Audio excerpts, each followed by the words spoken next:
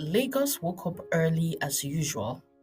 Downfall buses coughed smoke, hawkers shouted their items, and the lagoon breeze mixed with petrol smell. In the middle of that chaos lived 12-year-old Tracy, a thin girl with bright eyes that refused to die. Her mother, once a lively market woman, now wandered the streets after fire and heartbreak broke her mind. Some days she sang, some days she wept and threw tantrums. Tracy had learned how to keep her safe, how to lead her to dry spots when rain fell, how to find leftover bread to push away the hunger. Yet, inside, she carried one stubborn fire. She wanted to learn. Every morning, Tracy walked past a private school in Surulere where children wore neat uniforms and clean socks. She would sneak in, stand on her toes, and peep through louver windows. She mouthed answers quietly before the pupils inside raised their hands. Fractions, comprehension, Nigeria state and capital, she kept them in her head like treasures. A gateman once chased her, but she returned the next day, and the next day, and the next day, quiet like a lizard on a wall. She listened to the chalk scrape, watched the teacher's hand, and she told herself, one day I will sit inside, I will wear a uniform, I will hold a pencil and write my name.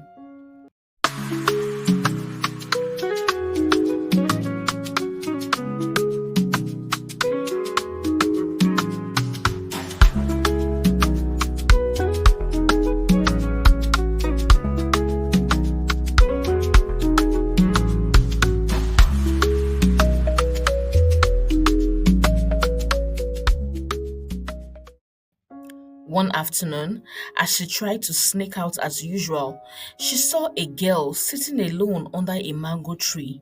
She was wearing neat uniform and polished shoes, but confusion was written across her face as she battled a marked workbook.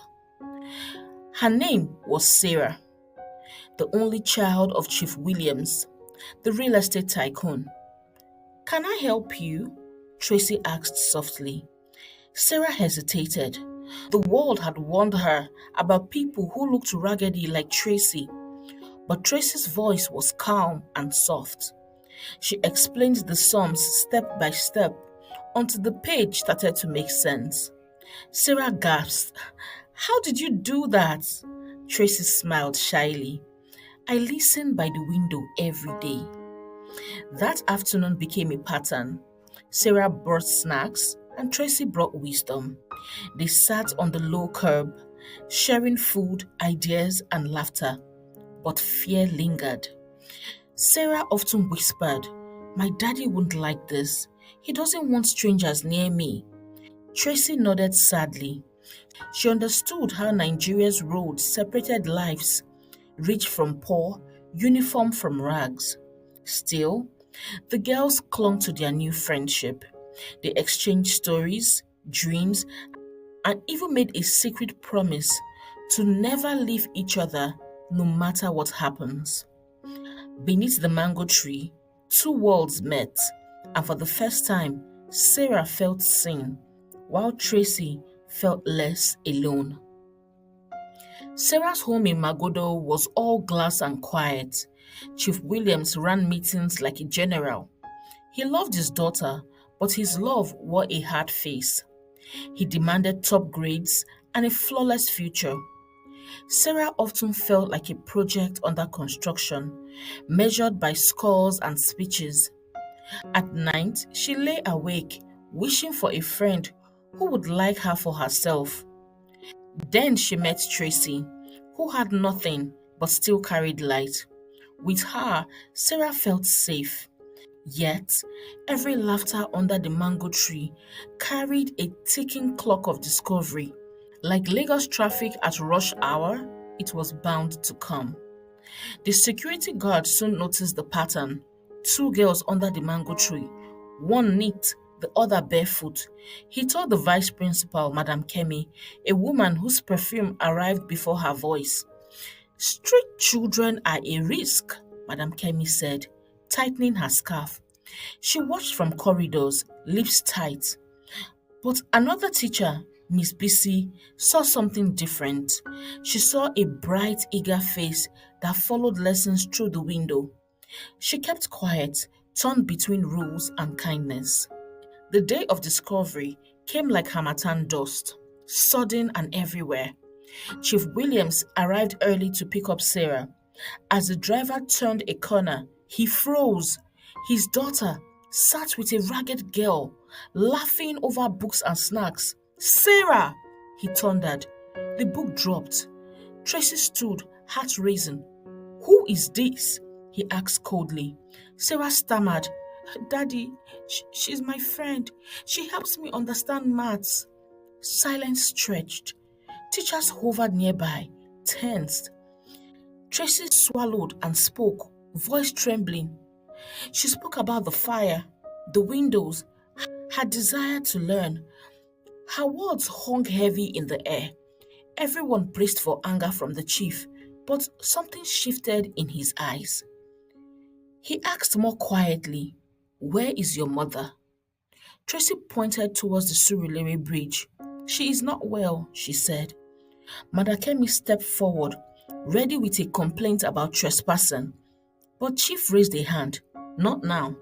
He turned to his driver and said, Musa, we are going to the bridge. Then, to Tracy, he said, Get into the car. In the back seat, the leather felt so soft. Too soft for her tired bones.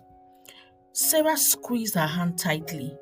Lagos sped by, markets, tailors, suya smoke, and people carrying whole lives on their heads. No one spoke, but in the silence, hope hummed, quiet yet steady like a generator. They found Tracy's mother near a kiosk, humming an old hymn, eyes far away. She recoiled at first, then she looked into Tracy's face and softened. My baby, she whispered, a memory breaking through. Chief called a private hospital in Victoria Island. At the emergency ward, doctors examined her. We can help, one said, but it will take time. Chief signed forms without blinking. He arranged for clothes, a room, a gentle nurse. Tracy stood in the doorway, shaking, the world suddenly too big. Sarah put an arm around her. You are not alone, she said, steadying her friend in the storm. News spread fast, even without papers. The story of the billionaire who took in a street girl and paid her mother's hospital bills traveled like wildfire. Some said it was publicity. Some said it was foolishness. Some said it was God at work. Chief ignored the gossip. He acted instead. He instructed his lawyers to begin guardianship papers. He told his housekeeper, Auntie Remy, to prepare a guest room with warm sheets and a desk by the window. That evening, Tracy stepped into a house that looked like a hotel lobby. She touched the walls as if it might vanish. Welcome home, Auntie Remy said. The next morning, Chief took Tracy to Sarah's school to enroll her. The bursar frowned over his glasses. There are procedures, he said swiftly. The PTA chairman, Mr. Okoro, sent an email warning of security risk. Madam Kemi called for endless meetings. It was clear they wanted no street child on their list. Chief Williams attended one of these meetings. He listened quietly to their fears, and then he asked one question. Is this a school to educate children or a club to protect image? Silence fell across the room. Papers were stamped, a new uniform was sewn, and the desk in the front row was marked for Tracy. On her first day, whispers followed Tracy like shadows. People stared at her shoes, her simple braids, her quiet confidence. Charity case, one boy murmured. Another girl smirked. But when the maths quiz began, Tracy's pencil moved like a dancer. She finished early, checked twice, and raised her hands. When scores were announced, she topped the class. Heads turned, jaws dropped. The same boy who mocked her now swallowed his words. After class, a few girls shyly asked for help. Tracy nodded. She remembered the hunger, she remembered the window, and she gave thanks to God. Her bond with Sarah grew stronger by the day. They studied in the library, whispered jokes, and walked the halls together. Chief watched from a distance, quietly intrigued. He had built towers, negotiated lands, and survived Lagos politics. But this, opening his home to a child from the streets, it felt like a different kind of victory. Everything was coming together just perfectly, but jealousy found its foil in Nifemi, a classmate whose father was a PTA chairman. She smiled at Tracy, but her laughter rang falsehood. When teachers praised Tracy, Nifemi's lips tightened in anger. At home, her father, Mr. Okoro, complained loudly about this charity girl outshining children whose parents paid full school fees. Nifemi could not stand it. She had always been first. Now, Tracy's name rang louder, and her father's scolding about coming second place burnt her ears.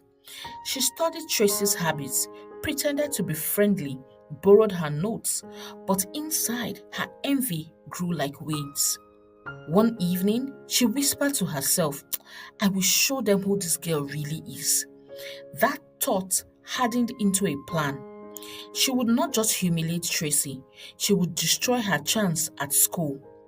Her heart pounded with the thrill of it, and when opportunity came, she seized it, blind to the storm her lies would unleash. It happened on a rainy afternoon. During break, Nifemi quietly slipped her expensive wristwatch, a gift from her uncle in London, into Tracy's school bag. She looked around carefully, then minutes later raised her cry, My watch! My watch is gone! Panic spread. Teachers rushed in. Madam Kemi's eyes flashed. Search everyone, she ordered. The first bag opened was Tracy's. Gasps filled the air. There it was, the glittering watch. Tracy's knees went weak. That's not mine, she whispered, her voice breaking. But her denial sounded hollow against the sparkling evidence. Whispers spread like wildfire. I knew it, someone murmured. Street children do not change. The street remains with them. The principal was called. Tracy was marched to his office like a criminal. Nifemi bit her lip to hide a smile. Madam Kemi folded her arms triumphantly. This is what happens when you lower standards, she announced. The staff exchanged uneasy glances. Only Sarah refused to accept it. She stood frozen in the hallway, her fists clenched. No, Tracy would never steal. Her heart pounded. She had to act. Inside the principal's office, Tracy pleaded, Please, sir, I didn't take it. The principal sighed. Tracy, this will confirm what parents had feared. Tears blurred her vision. Was her dream going to end here? She thought to herself. Just then, Sarah burst into the office without knocking. It is not true, she cried. Tracy would never steal. Somebody planted that watch. The adults frowned. Sarah, calm down, the principal said. But Sarah's eyes burnt. She snatched Tracy's bag and inspected it closely. Then she froze. A small green thread, caught in the zipper, bright, unfamiliar. Her mind raced. Earlier that day, she had seen Nifemi wearing a green scarf that shed threads everywhere. Sarah straightened, fire in her voice. Check Nifemi's things. You will see she set this up. The room went quiet. All eyes turned towards the door. Nifemi was summoned. She walked in confidently, chin high, acting the victim. Why am I here? She asked sweetly. But Sarah stepped forward and held up the thread. This is from your scarf. It was in Tracy's bag. You put the watch in there. Nifemi laughed nervously. That's ridiculous. Sweat glistened on her forehead. The principal ordered her bag be opened. Gasps filled the room. Inside the bag, under her books, lay the empty velvet box the watch had come in. Her name neatly engraved. The truth was undeniable. Teachers exchanged stunned looks. Sarah turned to Tracy and whispered, I told you I would never leave you. Nifemi broke down sobbing. I didn't mean to. I just wanted her to leave, she confessed. Mr. Okoro was called, his face stiff with humiliation. The principal announced her suspension. Madam Kemi looked away, ashamed. Tracy trembled with relief as Sarah hugged her tightly. For the first time, the principal's voice softened. Tracy, please forgive us. We failed you today. But you have proved yourself not only brilliant, but blameless. Chief Williams heard the story that night. He put Tracy close and said, family is not blood, but loyalty. The following week, the school had a special assembly. The principal addressed the students. We judged wrongly. Let this remind us that truth always comes to light. He invited Tracy and Sarah to the stage. The hall erupted in applause. Some students shouted Tracy's name. Others clapped their palms burnt. Standing beside Sarah, Tracy's voice trembled, but carried strength. Lies destroy, but truth, even small, can heal. Her words sank into every heart. Nifemi sat quietly at the back, her eyes lowered. The lesson cut deep, sharper than any punishment. Sarah slipped her hand into Tracy's. Together, they stood taller than ever. Life slowly returned to normal, but the bond between Sarah and Tracy was now unbreakable. They studied side by side, not as rich and poor, but as sisters in spirit. Tracy joined the debate team and shone bright. Sarah, inspired, worked harder and grew confident in subjects she once feared. Their friendship became a beacon in the school, a reminder that loyalty and honesty matter more than wealth. Some whispers of envy lingered, but Sarah and Tracy walked taller together. And whenever doubt crept in, Tracy remembered the day that Sarah stood alone for her when the world turned away. At the hospital, Tracy's mother improved steadily. She recognized her daughter more often, even calling her name with surprising clarity. Each time, Tracy wept with joy. Chief accompanied them often, ensuring the doctors gave her the best care. Watching Sarah and Tracy together filled him with pride. If my daughter can fight lies with truth, he said one evening, and Tracy can rise from nothing with brilliance, then we have hope in this world. For the first time in years, Chief felt his wealth doing more than just buying land. He was building lives, one act of courage and kindness at a time. The school year ended with exams. Once again, Tracy topped the class. Sarah too shone, her grades best she had ever achieved. On prize giving day, Chief sat in the front row, eyes moist as Tracy received the award for best student. When, when Sarah won most improved student, the hall erupted. The two girls stood proudly on stage, side by side. Chief stood and clapped proudly as he watched his daughter and the girl he had once rescued shine together. The moment was priceless. After the ceremony, the corridor buzzed with excitement. One younger student tugged at Tracy's sleeve shyly. Can you teach me the way you helped Sarah? She asked. Tracy bent down and smiled. Yes, because someone once gave me a chance too. Chief watched from a distance, whispering to himself, this girl will change lives. That night, he made a quiet decision. His foundation would sponsor out of school children, starting with 20 from Mushin. No cameras, no speeches, just opening for others, the way one had opened for Tracy. Weeks later, Chief gathered his family on the balcony. Tonight we celebrate, he said. Not wealth, not buildings, but friendship, family, and truth. Because truth saved us. Sarah leaned against Tracy, grinning. Tracy nodded, eyes shining. For her, this was more than a celebration. It was healing.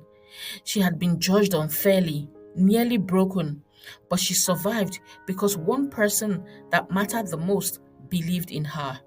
Now she was stronger for it. Together, Tracy and Sarah looked across the Lagos skyline and whispered their dreams. One day, we will help other children who face lies and hardship, Sarah said. Tracy smiled, her eyes fixed on the horizon. Yes, we will, she replied. Because when truth wins, hope is born. Their story was not just about survival, it was proof that love, loyalty, and truth can rewrite any destiny.